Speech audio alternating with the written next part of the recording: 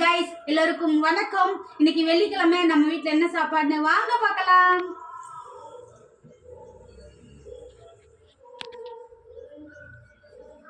அப்பம்,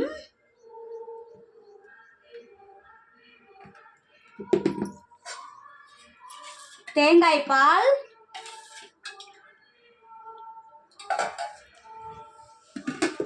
சாப்பாடு,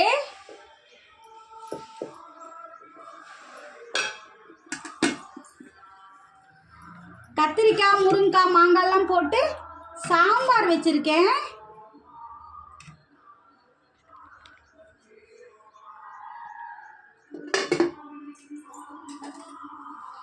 நாகப்பழ சட்னி வச்சிருக்கேன். பார்க்கணும் போக நல்லா இருக்கு, சாப்பிடணும் போல இருக்கு.